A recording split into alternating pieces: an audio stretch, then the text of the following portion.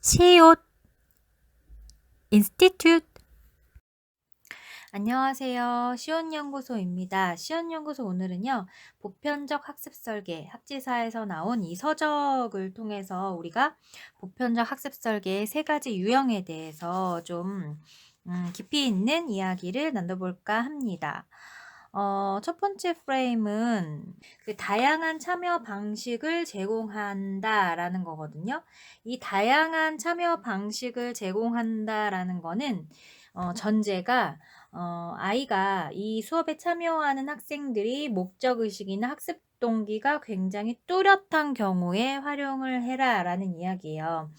결국은 학생 자체가 좀 자기조절 능력이 좀 있거나, 그리고 좀 노력이나 끈기가 굉장히 좀 길게 유지가 되거나, 혹은 이 학습 자체에 대해서 이미 흥미를 가지고 있는 친구들 같은 경우에는 다양한 참여 방식을 제공함으로써 학생들이 이 학습에 참여할 수 있게끔 동기부여를 준다라는 내용인데요.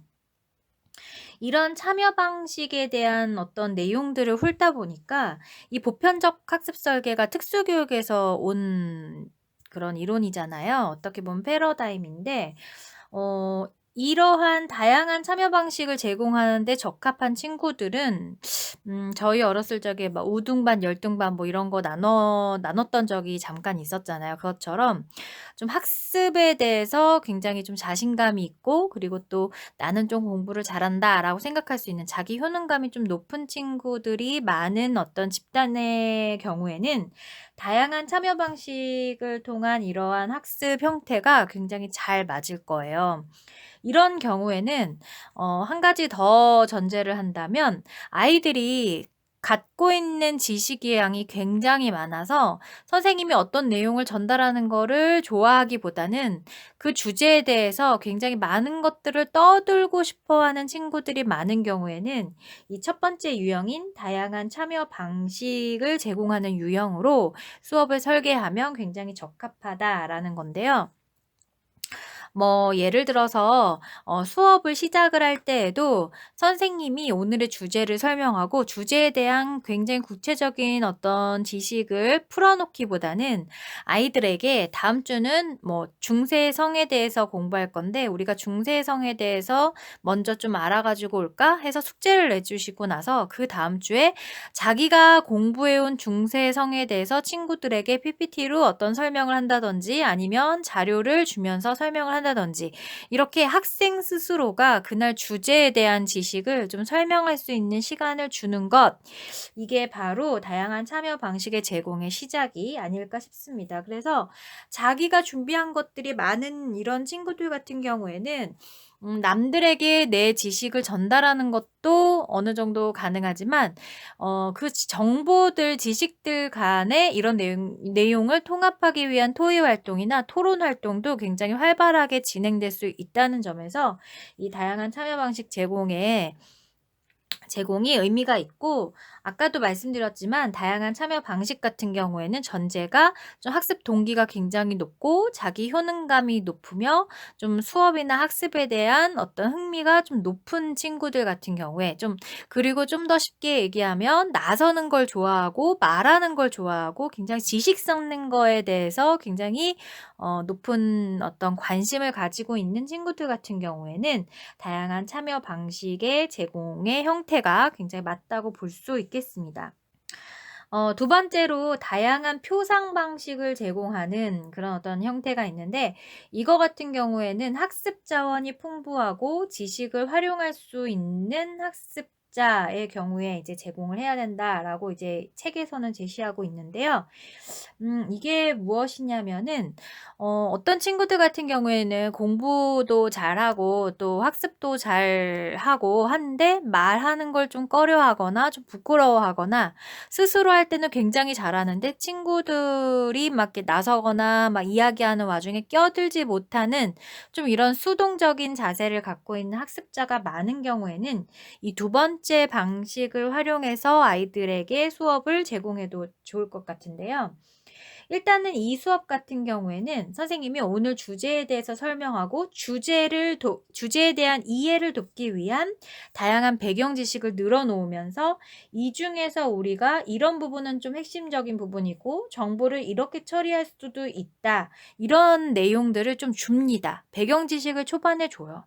그러면 그 내용을 잘 듣고 있다가 내가 스스로 혼자서 해볼 수 있는 시간을 주는 건데, 그것에 있어서도 어떻게 보면 그냥 뭐 이렇게 문제를 풀이하는 듯한 어떤 그런 내용보다는 뭔가 내 생각을 어떤 설계도로 나타낸다거나 아니면 내 생각을 뭐 그림으로 나타낸다거나 이런 식으로 뭔가 좀 축약적인 어떤 이미지를 보일 수 있는 어떤 그런 기호들을 활용을 해서 지금 우리가 현재 해야 되는 어떤 결과물 하기 전에 계획하는 단계를 꼭 끼우는 것이 중요하다는 거죠. 근데 이 계획하는 단계를 끼운다라는 거는 아이들이 자신의 생각을 여러 번 검토하면서 좀 구체화시키고 정교화시키는 작업이기도 하지만 교사 입장에서는 돌아다니면서 이 친구가 이 문제, 지금 우리가 오늘 하는 문제 상황, 오늘 하는 수업하는 내용에 대한 충분한 이해를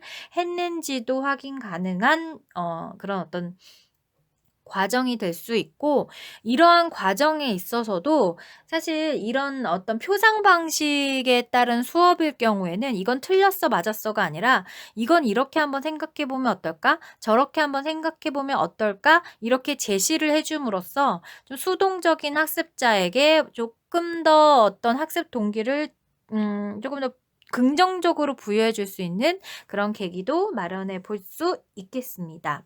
그다음엔 마지막 타입인 다양한 행동과 표현 방식의 제공, 전략적이고 목표 지향적인 학습자 같은 경우에는 이렇게 되어 있어요. 책에는 실행 기능을 위한 다양한 선택 제공, 표현과 의사소통을 위한 다양한 선택 제공, 신체적 표현 방식에 따른 다양한 선택 제공 이렇게 되어 있는데, 전략적이고 목표 지향적인 학습자. 결국에는 첫 번째 유형은 말하는 걸 좋아하는 친구들이고, 두 번째는 차분히 앉아서 생각하면서 자기 거를 한번 구현하고 좀 이런 것들을 좋아하는 친구들이라면, 세 번째 같은 경우에는 몸으로 표현하는 것을 좋아하는 친구들 같은 경우에 해당이 되겠어요. 내 생각을 뭔가 극화시켜서 내 신체를 활용해서 내 몸을 활용을 해 가지고 드러내는 것에 대해서 굉장히 많은 관심을 갖고 있는 친구들.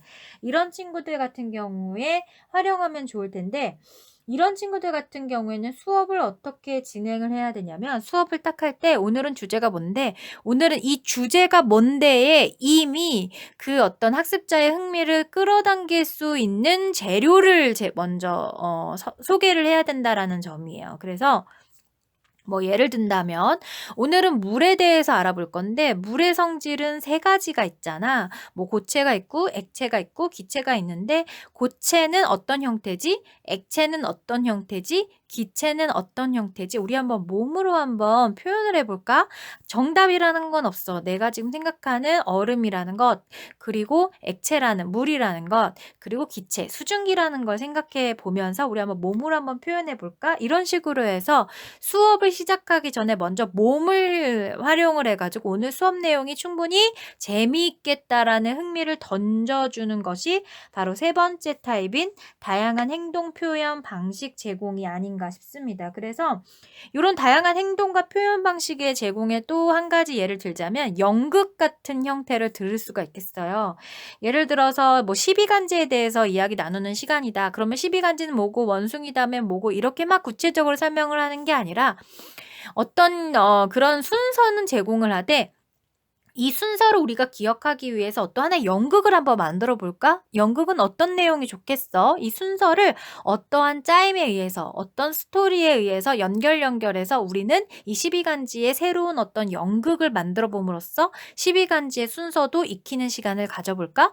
라고 하면서 질문을 던져주고, 그 질문을 토의나 토론을 통해서 몸을 어떻게 구현할 것인지 아이들이 직접 해보면서 시행착오를 하면서 검토해서 계획지를 세우고, 계획지에 따른 그 연극의 어떤 시나리오를 써보는 그런 어떤 과정들, 이런 것들이 바로 이제 다양한 행동과 표현 방식의 제공에 적합한 네 예가 아닌가 싶어요. 그래서 다시 한번 정리를 하면 첫 번째인 다양한 참여 방식 제공은 좀 어떻게 보면 외교관 스타일 있잖아요. 아이들이 막 말을 잘하고 말하는 걸 좋아하는 친구들. 그 두 번째 표상 방식은 좀 연구원 스타일 있잖아요. 좀 조용하지만 뭔가 계속해서 끊임없이 구체적인 내용을 학습하려고 하는 친구들. 그리고 세 번째 다양한 행동과 표현 방식 제공 같은 경우에는 선수들, 운동 선수라고 비교할 수 있겠어요. 그래서 반 아이들의 특성에 따라서 우리 반 친구들은 대부분 다 이래 이렇게 해서 좀 많이 차지하는 친구들을 통해서 이런 보편적 학습 설계를 제공할 수도 있지만 제 생각에는 그룹을 이러이러한 비슷한 어떤 유형을 가진 친구들끼리 그룹을 매핑해서 수업 방식을 그 그룹별로 다르게 제시를 해서 내용을 짜는 것도 하나의 예가 될 수 있을 것 같아요. 그래서 제가 한 가지 이제 이 세 그룹이 한 교실에 다 존재한다고 생각하고 제가 한 가지 이제 예시를 한번 들어보면 동물원은 필요한지 필요하지 않은지에 대한 토론을 하고 싶다. 동물원에 대한 어떤 이야기를 나눠보고 싶다라고 한다면 먼저 지난주에 친구들을 모아놓고 우리 다음 주에 동물원에 대해서 알아볼 건데 그거에 대해서 한번 조사해 볼까? 동물원은 과연 어떤 곳이고 어떤 동물이 있고 또 뭐 입장료는 얼마이며 동물원이 왜 있는 것인지에 대해서 조사해 보자. 그리고 좀 구체적으로 조사하고 싶은 친구들은 친구들에게 얘기하고 싶은 내용이 있다면 PPT로 한번 만들어서 가지고 와볼까? 이렇게 숙제를 내주시면 분명히 첫 번째 그룹 다양한 참여 방식 제공에 맞는 친구들은 숙제를 굉장히 열심히 하고 종이 가져오고 책 가져오고 프린트해오고 막 그렇게 하겠죠. 그러면 이제 수업이 시작이 되면 그 그룹에서 친구들을 뽑아서 그러면은 이 동물원이 왜 존재해야 되는지에 대한 이유를 이야기할 수 있는 친구들이 있어? 그럼 손을 들면 그 친구들이 나와서 이야기를 해주는 거예요. 그러면 이 친구들의 얘기를 두 번째 그룹, 다양한 표상 방식을 제공한 친구들과 그리고 또 다양한 행동 표현 방식을 제공받아야 되는 친구들이 들으면서 '아 저런 게 있구나. 아.' 이러면서 이해를 하겠죠. 그리고 나서 선생님이 어느 정도 이해가 됐는지 확인을 해 보고 그렇다면 우리가 동물원을 만든다면 과연 어떤 동물원을 만들고 싶은지 한번 이야기 나눠 볼까 하면서 발표를 시키고 그리고 이 동물원을 구상하는 그런 설계적인 부분에 '그럼 우리 한번 설계를 한번 해 볼까?' 해서 두 번째 그룹의 친구들의 설계를 발표를 한번 시키고 그렇더라면 우리 이 동물원에 대해서 충분히 이해하기 위해서 토론 과정에서 이 동물원에 대해서 이해를 시키기 위해서 우리 찬반 토론으로 토론하는 어떤 그런 과정을 한번 보여줄까? 해서 아니면 동물원에 대한 상황을 상황극으로 우리 한번 이야기 나눠볼까 해서 세 번째 그룹을 통해서는 상황극을 준비할 수 있도록 해서 그 상황극을 통해서 이렇게 알아보는 그러니까 결국에는 수업의 형태가 오늘은 동물원이 필요한지 필요 없는지에 대한 내용을 아는데 첫 번째 그룹을 통해서는 지식을 얻고 두 번째 그룹에 대해서는 구체적인 어떤 계획에 대한 내용을 이야기 나눠보고 세 번째 그룹에 대해서는 그러한 환경이나 그러한 상황이 어떤 것인지에 대한 구체적인 시연 어떤 과정을 뽑아냄으로써 어떻게 보면 프로젝트 수업처럼 하나의 주제를 가지고 각각의 조가 맡은 역할을 충분히 해낼 수 있도록 좀 수업을 설계하는 그런 형태가 바로 이 보편적 학습 설계가 아닐까라고 저는 인제 책을 보면서 네 좀 이해를 했습니다.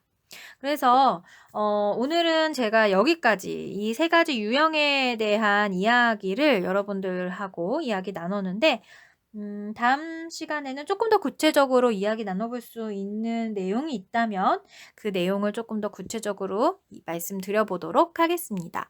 그래서 오늘의 쉬운 연구소 강의는 여기까지입니다. 그럼 여러분 우리 다음 주에 만나요. 안녕.